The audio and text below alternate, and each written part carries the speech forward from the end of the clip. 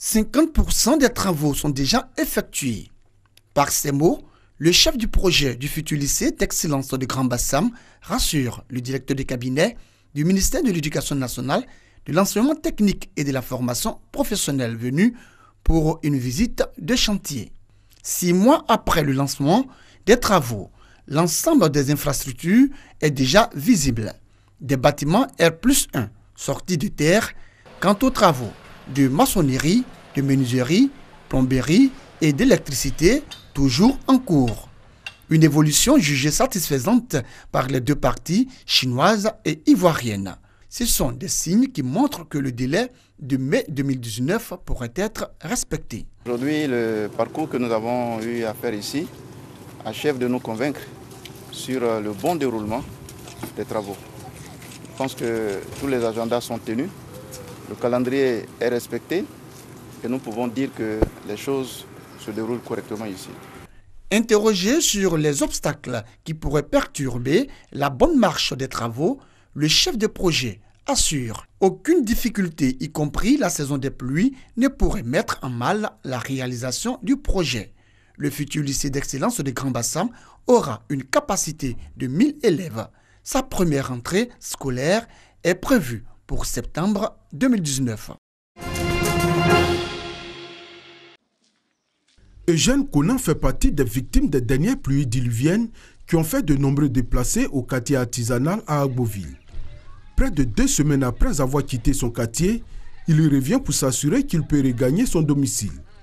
Mais hélas, il devra encore patienter ou songer à trouver un autre toit. Le quartier baigne encore dans l'eau. Tout ce qui est de la maison, il y a tout perdu. Mais je n'ai pas eu de perte à vie humaine. Mais les décès de mes enfants, plus ma carte d'identité, plus vraiment plein de choses, il y a perdu tout ce qui est dans la maison. Actuellement, ma famille, il a fait déplacer à le quartier, on appelle Makebou. Ma femme et mes enfants sont là-bas. Moi, je dors de mon lieu de travail. Ce n'est pas la première fois que les populations d'Agboville subissent les inondations. Selon les riverains, même si le cas de cette année est exceptionnel, à chaque saison pluvieuse, ils vivent des moments difficiles à cause des crues de la rivière Agbo qui passe à la lisière de la ville. C'est ce fleuve-là, parce que chaque année, bon, c'est pareil, hein, l'inondation. Et quand le fleuve déborde, bon, il crée des inondations. Il se passe dans ce lieu seulement, à d'autres environs. Il n'y a pas eu heureusement de morts pendant ces inondations. Mais comme Eugène, ils sont nombreux les riverains qui ont dû quitter les quartiers sinistrés pour se mettre à l'abri. Mais d'autres par contre ont décidé d'y rester. Pour le moment on est là, on va faire comment? Puisque pour avoir des maisons même à louer, c'est difficile.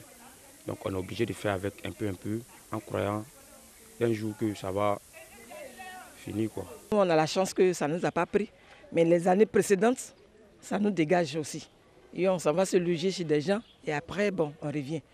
Et quand c'est comme ça, là, les puits, bon, il faut désinfecter, tout ça, ça pose problème.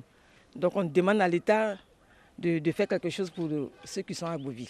Ce cri de cœur a été entendu. La ministre de la Solidarité, de la Cohésion sociale et de la lutte contre la pauvreté s'est rendue à Agboville pour s'enquérir du calvaire des populations et apporter le réconfort de l'État aux 150 familles sinistrées. Des vivres et des non-vivres d'une valeur de 20 millions de francs CFA leur ont été remis. Et aux 40 familles qui ont décidé volontairement de quitter les zones à risque, elle leur a remis la somme de 2 millions de francs CFA. Nous avons visité les sites, c'est vraiment la désolation parce que l'eau a englouti pratiquement certaines maisons. Le message du gouvernement, c'est que les populations quittent ces sites. Nous avons vu à Agboville, malgré la présence de l'eau, il y a des personnes qui habitent. Il faut donc quitter et aller se mettre à l'abri ailleurs. C'est mieux de perdre des biens que de perdre la vie. Maria Toukoni invite les autorités municipales à prendre toutes les dispositions pour le recasement des sinistrés afin de faciliter le déguerpissement des zones potentiellement inondables.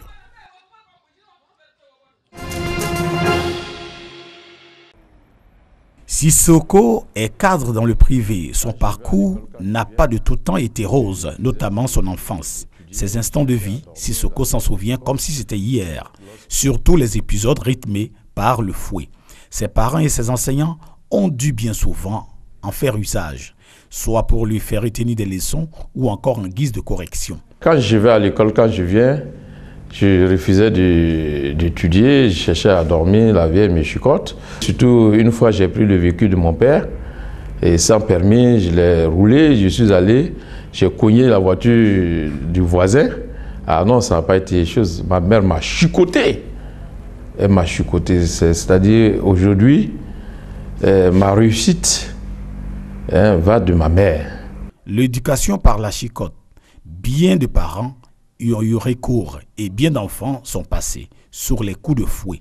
Une pratique à bannir pourtant, selon les psychologues. Dans la culture traditionnelle africaine, nous utilisons la chicotte, voilà, pour vraiment comme moyen d'éducation.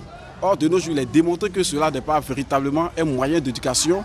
Voilà, mais par contre, cela participe à un traumatisme de l'enfant. Des arguments que refutent les adeptes de la chicotte. Avant, l'éducation était collective. C'est-à-dire un enfant qui se comporte mal, il est corrigé par le voisin, par le monde, par tout le monde. Donc lui-même, il sait que s'il offense quelqu'un, il sera frappé. Parce qu'avant, on les frappe, on nous frappait, donc on a peur. Ceux de maintenant, on ne les frappe pas, ils s'en foutent des gens. Parce que tu ne peux pas le frapper, donc il va te dire quoi, et puis il peut te parler comme il veut, mais toi, tu as fait quoi? Tu n'as pas l'envoyer en prison, tu n'as pas le frapper, tu le frappes, mais on pas dit pourquoi tu as frappé mon enfant. On dit qu'il faut l'envoyer à l'hôpital. Donc tu ne veux pas le frapper. Donc, il ne respecte pas les gens, parce qu'on ne les frappe pas. Si un enfant, quand il sait qu'on va le frapper, là, il fuit. Justement, c'est cette cible qui intéresse l'ONG Cœur d'Amour, engagée dans la lutte contre l'usage de la chicotte dans l'éducation des enfants. L'ONG procède par la sensibilisation des populations. Objectif, obtenir le changement de comportement des parents. Il y a des parents autoritaires, des parents démocratiques, il y a des parents permissifs, il y a des parents négligents. C'est à cause des primaires, à cause des sévices. Donc pour un parent autoritaire, les enfants ne peuvent pas rester en famille. Ils sont obligés d'aller trouver la paix qu'ils n'ont pas à chercher à la maison, dans la rue. Et alors quand ils sont dans la rue, personne pour les éduquer, la rue les éduque. Nous préconisons qu'il faut être un parent démocratique. Celui qui approche les enfants, celui qui discute avec les enfants, celui qui aime ses enfants, qui est tout le temps avec eux, qui les conseille. Cette campagne réunit une trentaine de femmes de la commune de Yopougon. À l'ordre du jour, des modules sur les conséquences de l'usage de la chicotte et sur les techniques d'éducation des enfants difficiles.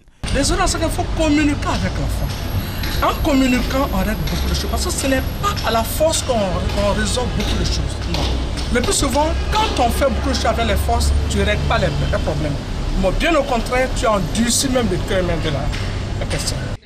Depuis 2009, la chicotte et autres punitions physiques et humiliantes ont été interdites par arrêté ministériel dans les écoles en Côte d'Ivoire.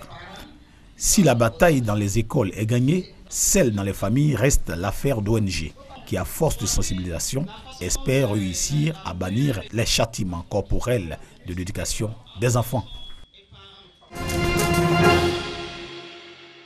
Une avancée notable dans la lutte contre le sida. Selon le rapport de l'ONU-SIDA, près de 3 séropositifs sur 5 dans le monde ont accès aux traitements antirétroviraux, soit la plus haute proportion jamais atteinte. Mais le constat observé sur le terrain est différent des résultats attendus. Malgré le nombre considérable des porteurs du VIH sous traitement, celui des infections, lui, ne diminue pas. On pensait honnêtement, et ça je vous le dis, qu'avec l'augmentation rapide des personnes mises sous traitement, que nous aurions eu, bien sûr, un retour sur investissement sur la prévention beaucoup plus rapide. Mais aujourd'hui, nous constatons malheureusement que nous n'avons pas une baisse significative des nouvelles infections. En 2017, 36,9 millions de personnes dans le monde vivaient avec le VIH contre 36,3 millions en 2016. 21,7 millions avaient accès aux traitements antirétroviraux en 2017 contre 19,4 millions en 2016. En vue de maintenir et d'améliorer ces résultats, l'instance de l'ONU en charge de la lutte contre la maladie tire la sonnette d'alarme. Il faut mobiliser 14 à 18 milliards de dollars dans le Fonds mondial à la conférence de reconstitution de Paris pour la période 2020-2022. Alors nous attendons donc, nous, acteurs français, et j'ai envie de dire même acteurs internationaux, puisqu'il n'y a pas que la France, que le président Emmanuel Macron joue son rôle de premier de cordée, comme il aime bien le dire, dans la lutte mondiale contre le VIH. Les enfants ne sont pas aussi épargnés par cette pandémie. Plus de 50% n'ont pas accès aux soins. L'année dernière, on a enregistré 110 000 décès et 180 000 nouvelles infections. Le Nigeria représente à lui seul environ la moitié de toutes les nouvelles infections d'Afrique de l'Ouest. Une situation inquiétante selon le directeur exécutif de l'ONU-SIDA.